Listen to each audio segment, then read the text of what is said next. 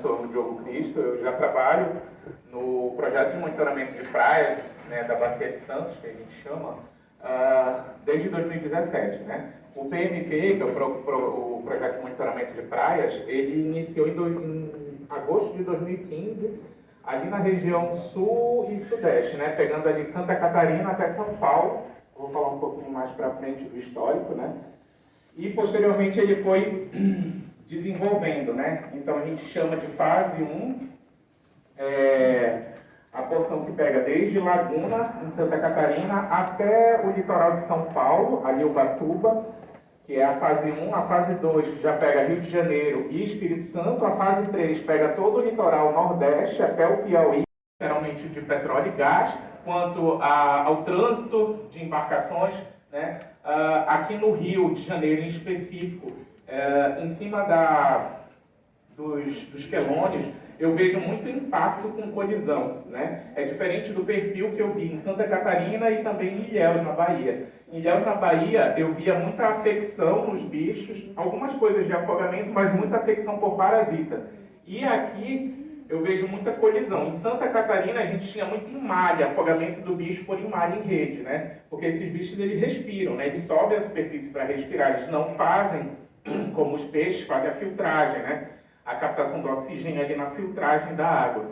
Eles não, eles sobem, né, para a superfície, respiram e mergulham de novo. E esses bichos, eles morrem afogados, né? Fora isso, a gente tem vários impactos, né, como a remoção dessa placa que faz a avaliação. E é aqui a gente já observa, né, uma irritação. Volta só uma foto anterior, o slide anterior. O que acontece? Quando elas se emalham no desespero e na tentativa delas se soltar, sair daquela situação, elas ficam roçando, né, o ouvido nessa rede. E esse roçar causa essa irritação, né? Um outro sintoma também que a gente pode observar, quando tem um outro tipo de atividade pesqueira, que é a rede de arrasto, ela vai puxar o animal do fundo para cima. E aí ela vai dar aquela síndrome que a gente chama, e que eu vou falar mais para frente, de síndrome descompressiva, né? Ou doença do nadador, né? Tem várias, do mergulhador, perdão. E aí a gente pode observar, às vezes, bolhas de ar formadas aqui nos vasos, né? Pode seguir. Aqui são marcas de emalhe, né? Então, a gente vai ver essas cicatrizes. Então, a gente vai ver algumas cicatrizes bem discretas ou a ferida vívida, né? A gente vai... É bem fácil de perceber, né? Algumas acabam sendo mais discretas e a gente vai ter atrelado a essa ocorrência o afogamento, né, o estrangulamento ou amputamento, lissamento de alças e a infecção, e acaba o animal vindo a óbito por sepse, né?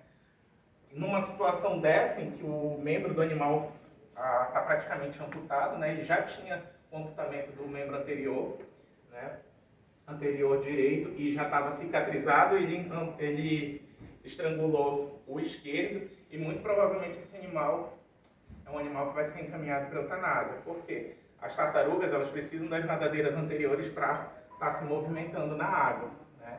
Então, elas que impulsionam. E um animal desse, sem as nadadeiras anteriores, ele acaba não conseguindo se mover, né? As nadadeiras posteriores, elas servem como leme, só para direcionamento. Vai para a direita, para a esquerda, para cima, para baixo, né? E as de propulsão são as nadadeiras peitorais. A gente tem que fazer essa revisão eu acho que sempre é importante, né, a gente fazer essa revisão. Poxa, não dá para eu levar essas compras numa caixa de papelão, por exemplo. Eu estou de carro, eu coloco ali no meu carro pronto, né? Mas não, a gente tem esse hábito, né, de andar ou de sair do mercado com 5, 10, 20 sacolas. Uma leva uma maçã, o outro leva uma uva, o outro leva... Então, a gente tem esse hábito, né? E às vezes a gente tem que fazer essa revisão. Então, a interação com resíduos também, ela é bastante impactante nesse grupo de fauna. Pode seguir. Esse tipo de lesão, né, a ingestão de resíduos sólidos, ela causa uma impactação em todo o trato gastrointestinal. Quando a gente vai fazer a necrópsia desse animal, esse trato gastrointestinal, ele parece um pedaço de pau, de tão compacto assim, né? A gente consegue tirar o bloco praticamente todo, porque tem muito lixo compactado dentro do animal. Dependendo do tipo de lixo, Se for um sacos plásticos, né, ele vai ter uma flexibilidade maior, perdão.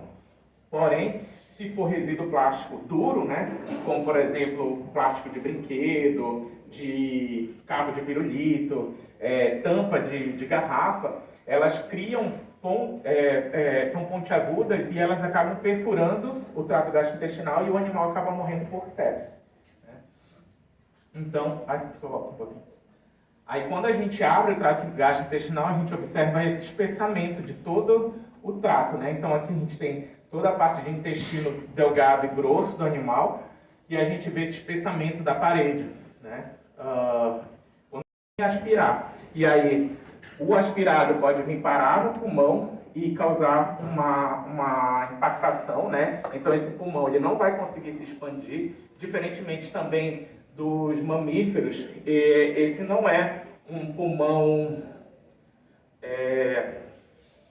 como é que eu posso dizer, esponjoso, né? Ele é um pulmão que ele uma característica assim, ele é quase como se fosse, a textura dele é como se fosse um chiclete, tá? Não é igual o dos mamíferos, né? Que a gente, eles são mais esponjosos, né? É uma coisa mais firme. O deles não, né? Mas justamente por quê? Porque eles vivem em profundidade, então a pressão, né, dentro d'água é muito maior. Se ele tivesse esse pulmão